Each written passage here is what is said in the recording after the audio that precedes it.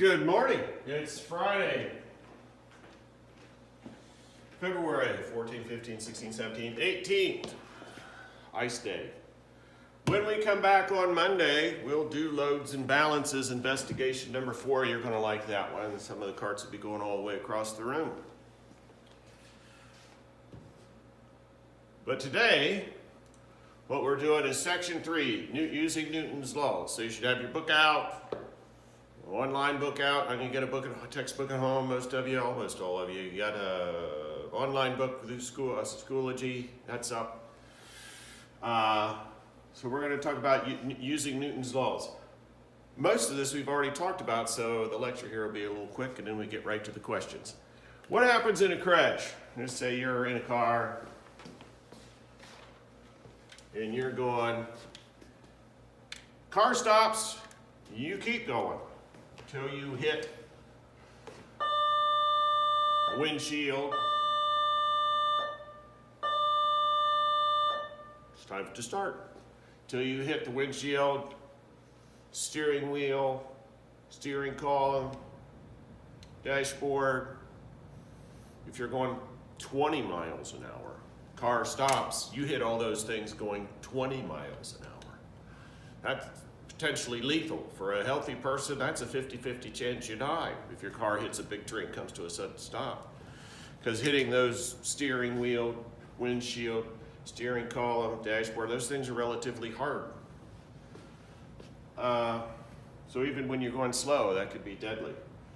What the safety belt and the airbags does is it ties you to the car. So instead of flying forward and then suddenly stopping when you hit those things, you slow down over a period of, or a distance of a couple of feet while the car crumples up because you're tied to the seat belt and the airbag inflates and you hit that. And a couple of feet to slow down going 20 miles an hour is way better than coming to a stop in a couple of inches.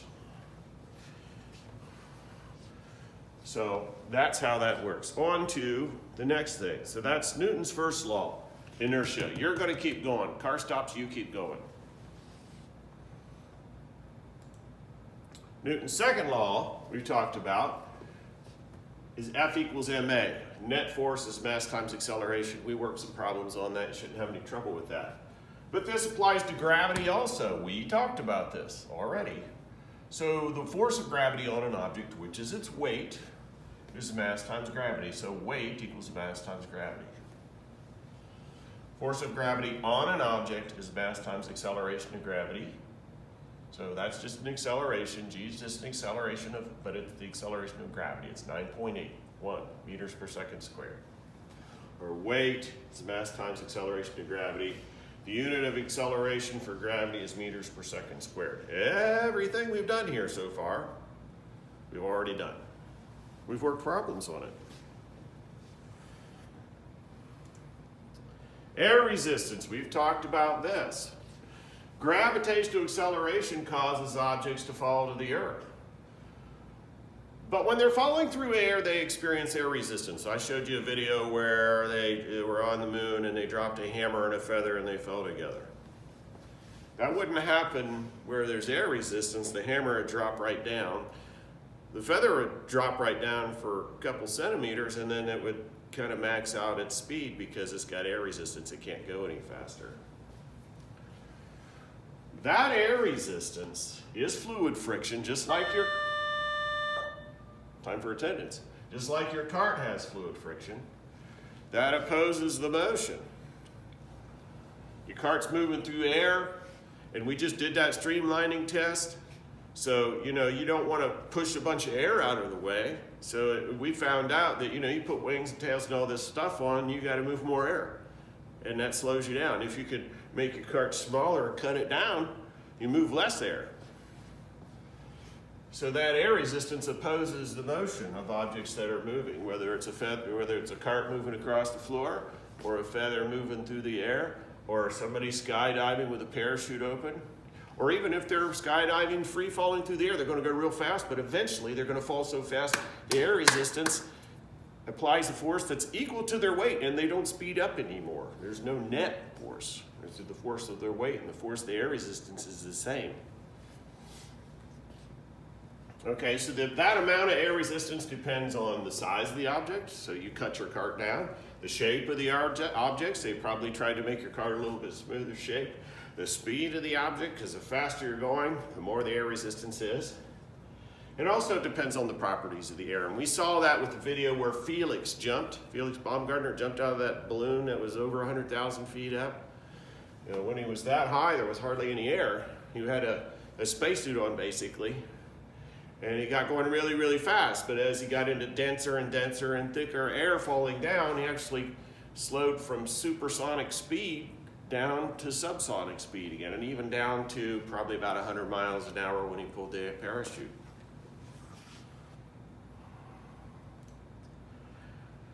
Air resistance is the reason that feathers and confetti and leaves fall more slowly than pennies or stones here on the earth. Without air resistance, all objects would fall with the same acceleration. So I've got a balloon here, and I don't know what that is. Let's say it's a dust bunny. And a weight, you know, here with air resistance, these would all fall at different rates. I showed you a while back. In fact, I may go run and get it if I know where it's at. So give me 10 seconds.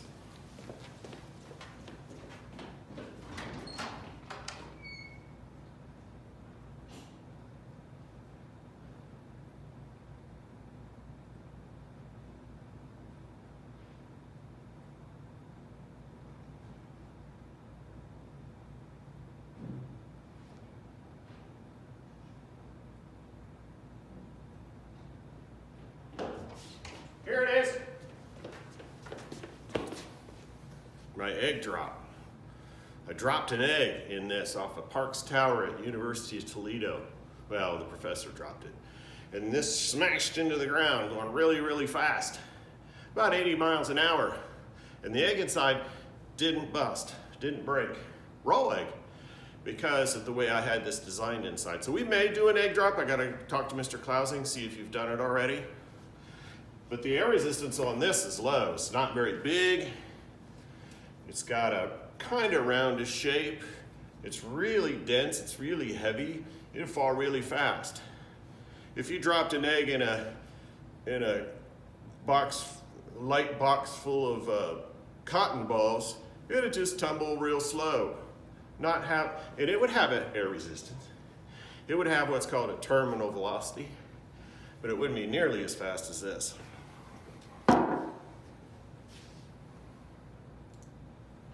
So the amount of air resistance increases as the speed increases, absolutely. Eventually, that force of air resistance is going to become large enough to balance the force of gravity on that object, which is its weight. And when that happens, the net force becomes zero. These forces are equal and opposite and balanced. The acceleration will drop to zero, so it won't speed up. It'll be going fast, perhaps, but it won't go any faster. It'll reach a maximum speed. And that maximum velocity, that maximum speed, is called a terminal velocity. We'll pretend that that's kind of fixed, but that terminal velocity actually depends on the air. So as you're going closer to the air and the air gets thicker, that terminal velocity will actually decrease, just like it did for Felix. He had a terminal velocity that decreased as he got into thicker atmosphere. By the way, you may be taught that, you know, if you shoot a bullet up or shoot an arrow up or something, it'll come down faster than it goes up. That is absolutely not true. Let's say you shoot a bullet up, it'll go up at muzzle velocity, you know, however many hundreds of feet per second, however many meters per second, maybe 600-700 meters per second, maybe faster than that if it's a high-powered rifle. But that bullet will only fall down at a terminal velocity. You wouldn't want to get hit with it. It'd hurt real bad, maybe even do some damage, but nothing like coming out of a muzzle of a gun. So it's not true that objects fall down faster than they're thrown up. That has never been true in the history of the universe anywhere. They're going to come down, if there's no air resistance at all, they'll come down with the same velocity. But if there's air resistance, they'll come down with terminal velocity, but they can go up with much more than terminal velocity. Okay, so free fall. An object's falling, let's say there's no air resistance, maybe it's out of the Earth's atmosphere, or it's on the moon or something, when the gravity is the only force acting on it, it's going to go faster and faster. It's in free fall if gravity is the only force. Objects in orbit are in free fall. This is kind of cool. This is supposed to be the Earth. I can't, draw the Earth, so this is supposed to be like, South Pole maybe, and it's ice, and there's a continent, and there's a continent, and there's a continent maybe. So this is kind of neat. Let's say here's you, and you're on a really, really, really tall tower. Maybe it's a mile up. And you throw an object out, it's going to go out in a trajectory like we discussed. And let's take the air out of the atmosphere. Let's take all our air resistance away, because that's going to make things real complicated. If you were on a tower that's a mile high and you, shoot a golf ball straight out, it would speed up faster and faster and faster towards the Earth. It would fall in a curve, and it'd hit a good distance out. Now let's say you shot a bullet from this mile-high tower straight out. It'd shoot straight out, but it would curve all the way to the ground. And the farther it went, the faster it would fall.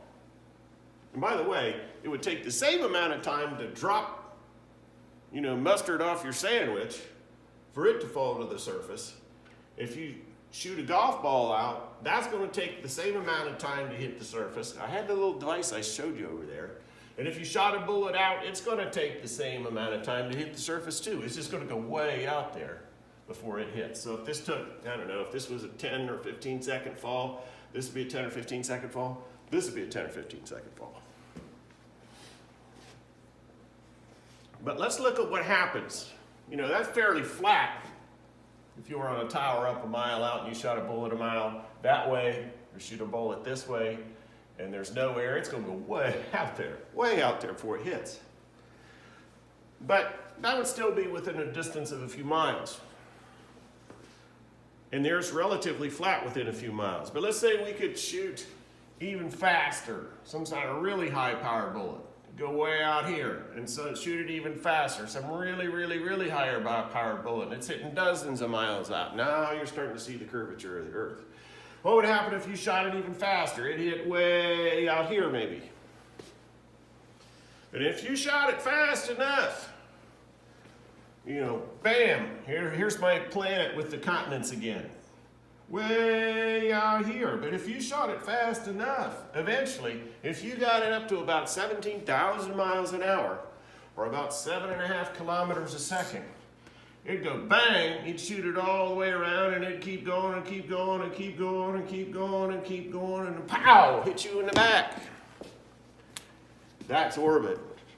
When you're going so fast that as gravity pulls you down, you never get to the Earth, because as you go way out there really fast, the Earth's curving. And the Earth's curving at the same rate that you're curving. And you never get there.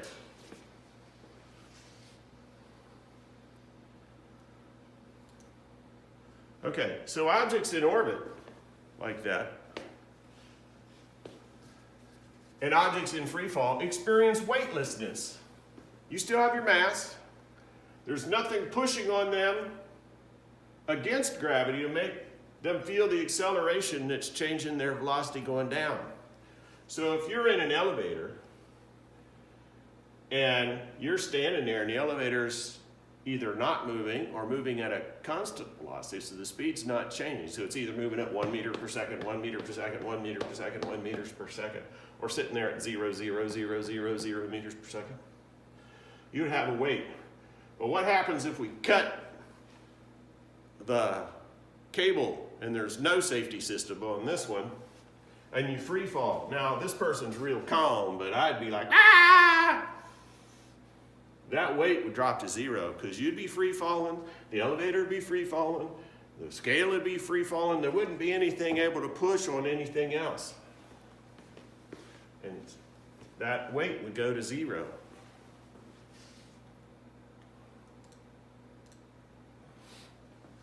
This picture, set of pictures, is on page 1 89.